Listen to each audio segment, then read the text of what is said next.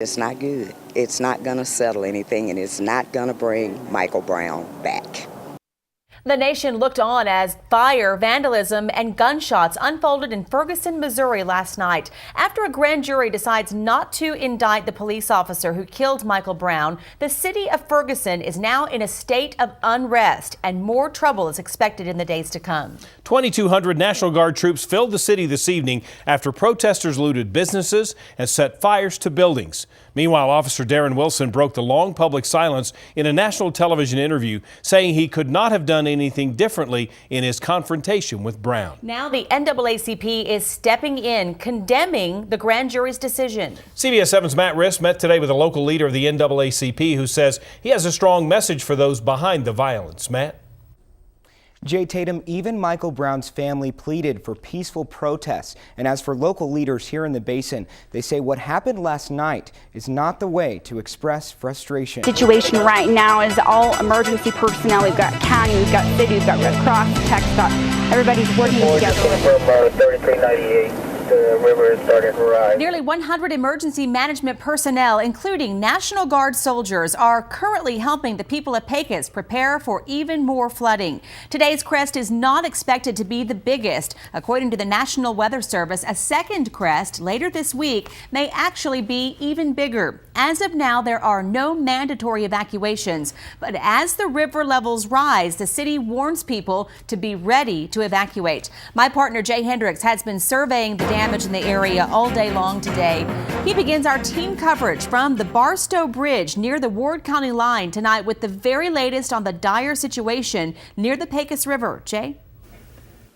Tatum, there doesn't seem to be the sense of urgency that we felt earlier today when we arrived here in Pecos. Many weren't sure when this latest flow of water would come through and also how it would affect this particular area. We are right here on the Business 20 Bridge. This is right on the Reeves County, Ward County line. And earlier when the water first came through here, it began going toward Pecos, which is right behind the photographer here. But let me show you. As you see, the flow of the water is not as fast as it was. They didn't know if it was going to come through much heavier or at a faster pace, but seems to be slowing down, which is some good news. And they also think that a lot of this debris that you see, a lot of this cedar, and you can see a lot of this piled up here, a lot of that cedar is continuing to stack up here, and they just went out aerially, they went up in the air to look around, and what they see is that most of this debris is now stacked here, and as you can see, the flow is continuing on to the west, and that's what they want to do. They talked about moving this cedar tonight and getting it out of the way, but they think it may keep it where it is if they keep this in place if the water flow were to continue. Again, they're looking at possibly Thursday or Friday for the next flow from New Mexico.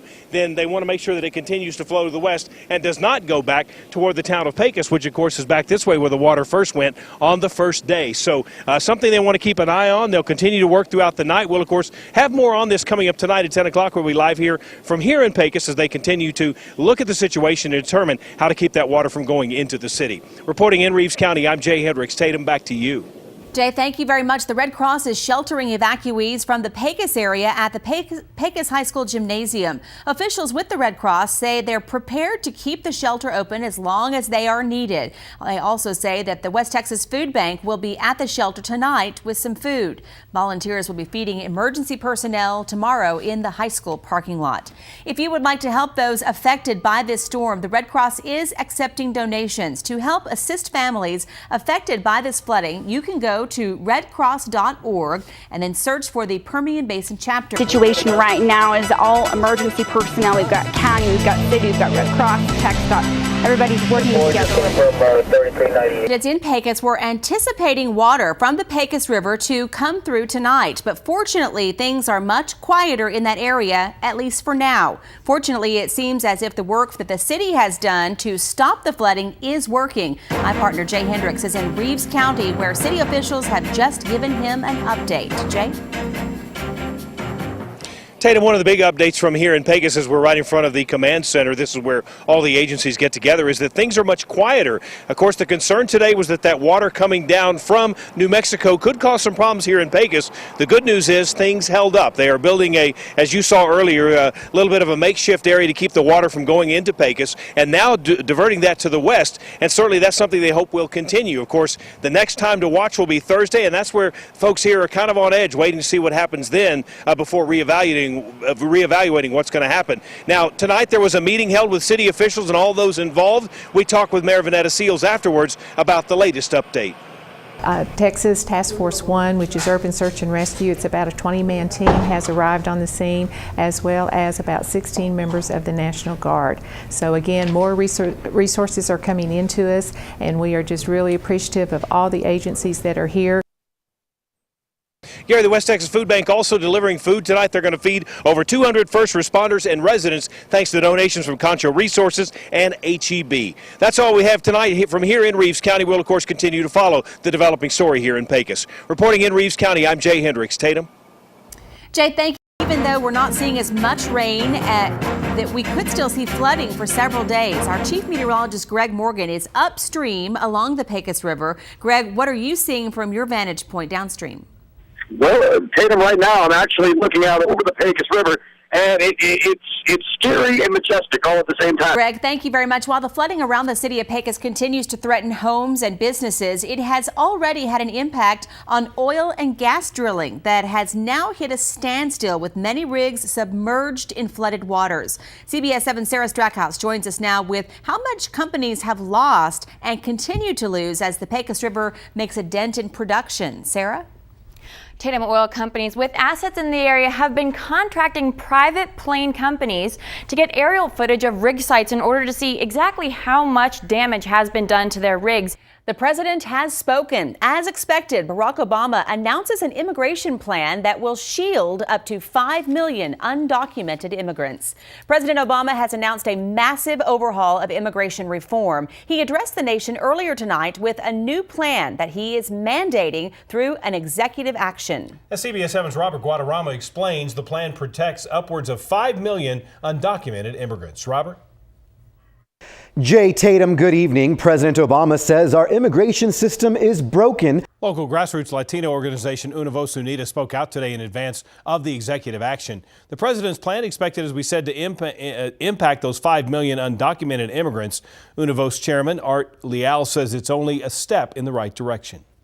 What the president is doing is using his authority to fix what he can. It's not going to fix everything, but fix what he can, and then pressure Congress to come up with a bill and a law that he can sign that'll override any executive action that he does. Tonight's executive order only applies to about half of the 11 million illegal immigrants currently in the U.S. A second public meeting was held on the potential expansion of the bridge between Presidio and Ojinawa, Mexico. TxDOT and Presidio County hosted that meeting where people were invited to view several plans for expanding the bridge. Those expansions will allow the cramped 2-lane bridge to better serve visitors and commercial traffic. Presidio is anxious to expand our bridge and our capacities to handle not only commercial traffic but passenger traffic to reduce the wait times.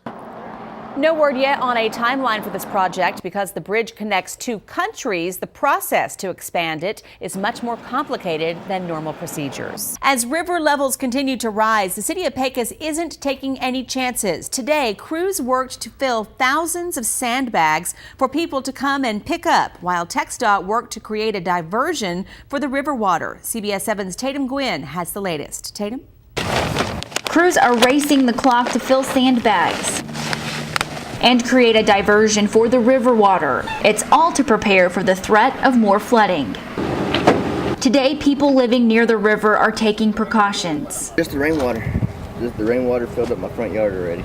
I'm around my house, right there by the front, by my door, just so I don't get inside.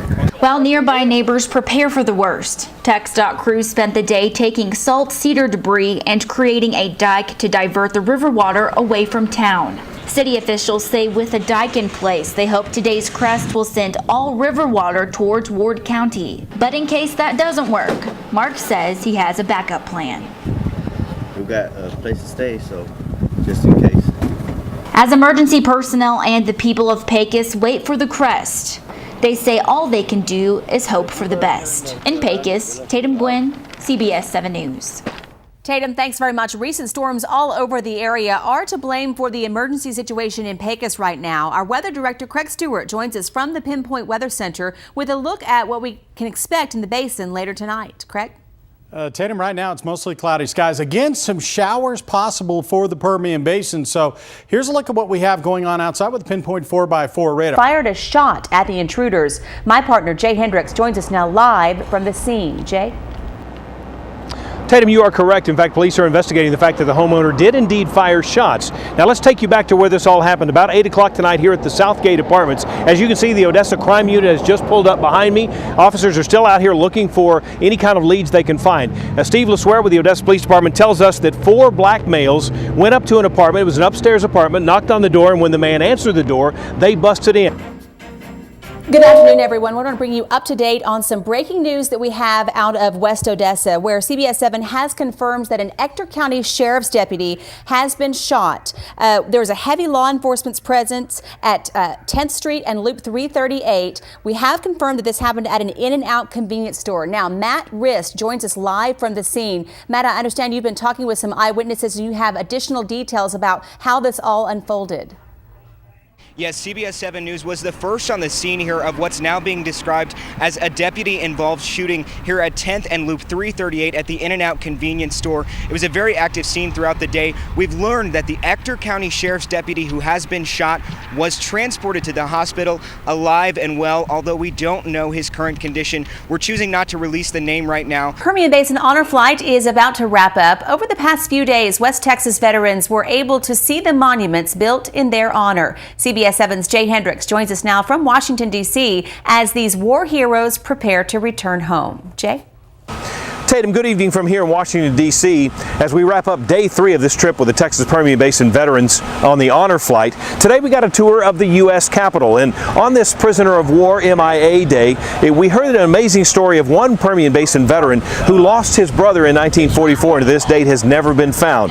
For him, even though this was a painful memory, it also brought him a sense of honor to his family.